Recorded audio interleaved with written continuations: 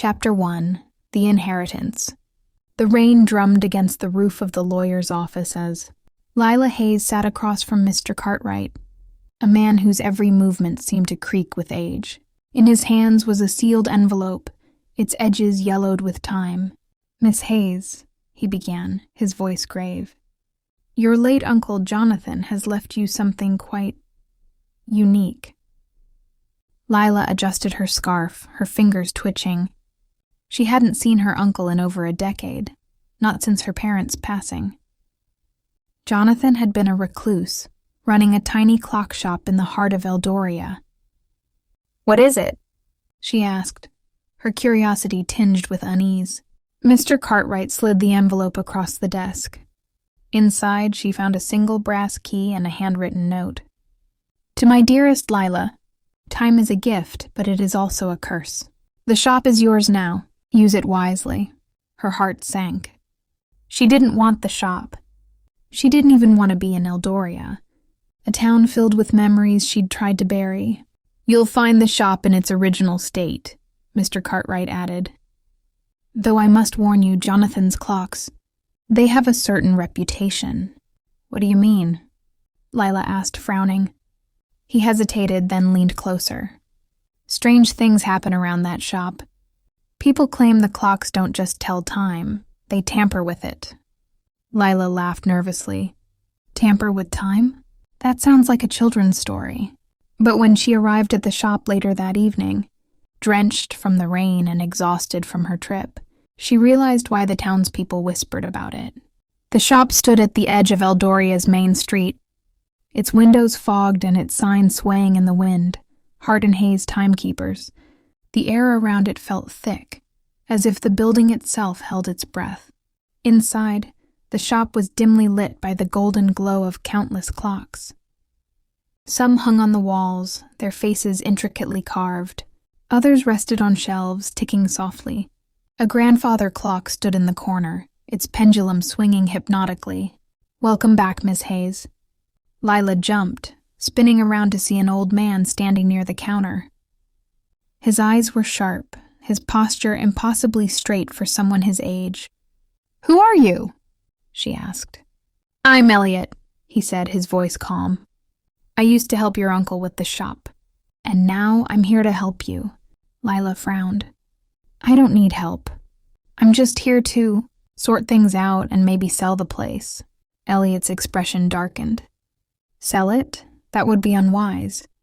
She crossed her arms. "Why? Because of the clocks? Let me guess, they're cursed?" He didn't answer. Instead, he walked over to a small table where an ornate pocket watch sat. Its case was engraved with swirling patterns, and its hands moved backward. "This was your uncle's most prized possession," Elliot said, picking it up. "It's not just a clock, Miss Hayes. It's a key." "A key to what?" Lila asked, her voice heavy with skepticism. Elliot handed her the pocket watch.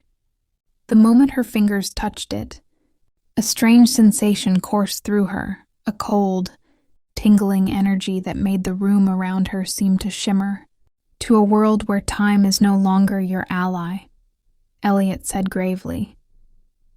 "And once you enter, there's no turning back." Chapter 2. The Clock That Bends Time.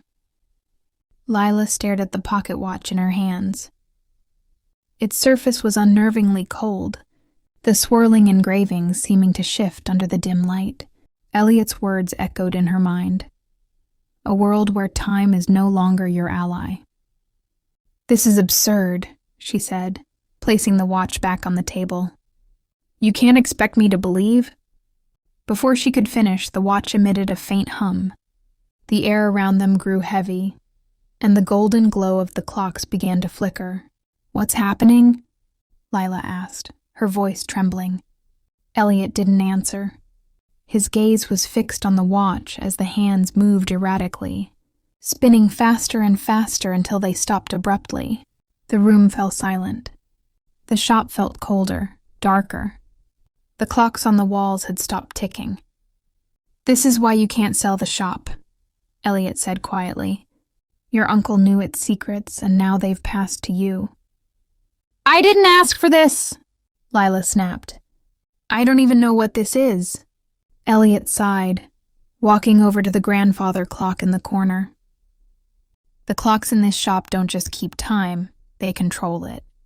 Your uncle discovered how to manipulate the flow of time, but it came at a price. Lila shook her head.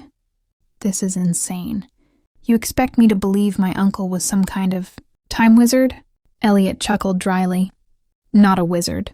A clockmaker with knowledge far beyond his time, but he underestimated the forces he was tampering with. Lila opened her mouth to argue, but a soft chime interrupted her. She turned to see a small wall clock near the door. Unlike the others, it was still ticking, slowly, deliberately. That clock? Elliot murmured, his face pale. What about it? Lila asked, unnerved by his reaction. It's a warning, he said. Something has been set in motion. Before Lila could respond, the room shifted again. The air shimmered, and the shop around her seemed to dissolve. She stumbled, clutching the edge of the counter as a blinding light engulfed her. When the light faded, she found herself standing in the middle of a bustling street. But something was wrong.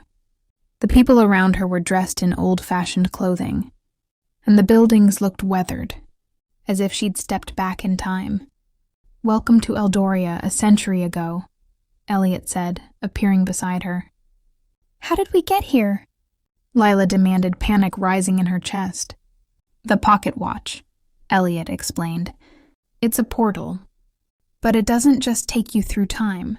It responds to your emotions. Your desires. Your uncle created it to explore the past, but what? Lila pressed. He discovered something dangerous. Elliot's voice was grim, a shadow that exists outside of time. It feeds on those who disrupt the natural order. Lila's breath caught. You're saying something is hunting us?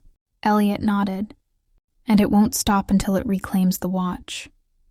That's why your uncle hid it in the shop. Lila felt the weight of the pocket watch in her coat pocket. She hadn't even realized she'd taken it with her. What do we do now? She asked, trying to keep her voice steady. We find the source of the disturbance, Elliot said, scanning the bustling street. Something here triggered the watch. We need to fix it before the shadow finds us.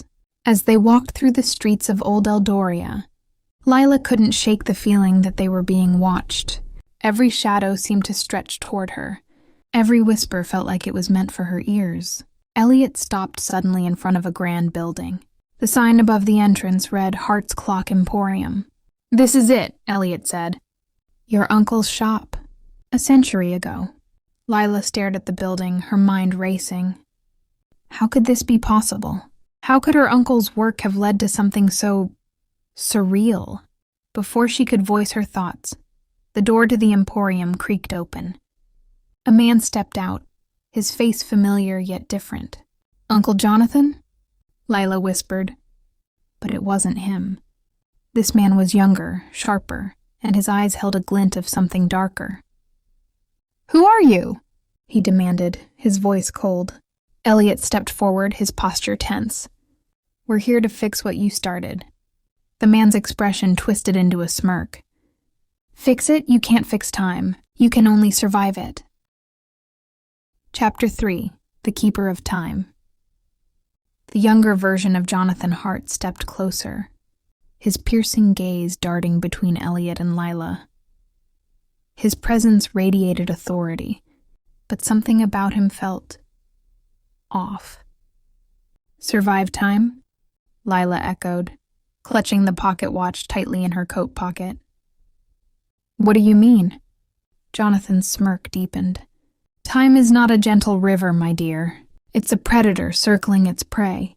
And by standing here, you've made yourselves targets. Elliot squared his shoulders. We're here because your experiments have unleashed something dangerous. You tampered with forces beyond your understanding. Jonathan let out a dry laugh. You speak as if you know more than I do, old man. Do you think I created the watch blindly? I knew exactly what I was doing. Lila stepped forward. If you knew, then why leave it behind for my uncle? Why involve him at all? Jonathan's expression shifted, a flicker of guilt flashing across his face before vanishing. Jonathan Hayes was weak. He thought he could undo my work. But he was wrong. The watch belongs to me, it always has. Then why aren't you holding it now? Elliot challenged. Jonathan's eyes narrowed. Because I needed someone else to bear the burden. Someone expendable. Lila's stomach churned. You mean, you used my uncle? I gave him a gift, Jonathan replied coolly. A chance to glimpse eternity. It's not my fault he couldn't handle the responsibility. Elliot shook his head. You didn't give him a gift. You gave him a curse. Before Jonathan could respond, the ground beneath them trembled. The shadows on the cobblestone street stretched unnaturally, twisting and coiling like living things. It's here, Elliot whispered, his face pale. What's here? Lila asked, panic rising in her chest. Jonathan's smirk vanished. The warden, he said grimly. The guardian of time's flow. It hunts anyone who disrupts the balance. Lila's breath caught. And it's hunting us because of the watch? Jonathan nodded. The longer you hold on to it, the stronger its pull becomes. The warden will tear through every moment in history until it reclaims what's mine. A low guttural sound echoed through the street, sending chills down Lila's spine. From the corner of her eye, she saw something emerging from the shadows, a towering figure cloaked in darkness, its glowing red eyes fixed on her. Run! Elliot shouted, grabbing her arm. They sprinted down the street, weaving through the startled crowd. Lila could feel the warden's presence behind them, an oppressive weight pressing against her back. This way, Elliot yelled, pulling her into a narrow alleyway. Jonathan followed, his face tense but determined. You can't outrun it. The only way to stop the warden is to surrender the watch. No! Lila said, clutching the watch tighter. If this thing is so dangerous, why would I give it up to you? Jonathan glared at her. Because I'm the only one who knows how to control it. Before Lila could respond, the warden appeared at the mouth of the alley, its massive form blocking the light. Its voice rumbled like thunder, a language she couldn't understand but felt deep in her bones. What's it saying? She whispered. Elliot's face was grim. It's giving you a choice. Surrender the watch or face the consequences. Lila's mind raced. She looked at Jonathan, then Elliot, and finally at the watch in her hand.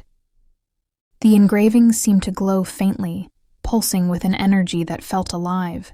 What happens if I keep it? She asked. Elliot hesitated. The warden will keep chasing you. It won't stop until either you or the watch is gone. And if I give it to him? She gestured toward Jonathan. Jonathan smirked. Then I take back what's rightfully mine, and you get to live your ordinary little life. Lila's grip tightened around the watch. I don't trust you. Jonathan's smirk faltered. Then trust yourself.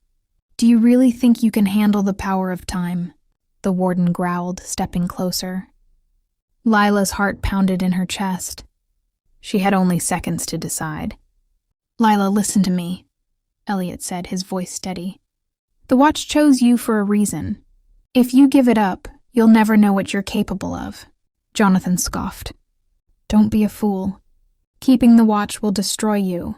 Lila closed her eyes, feeling the weight of the watch in her palm. The air around her buzzed with energy, and in that moment, she made her decision. Thank you for listening.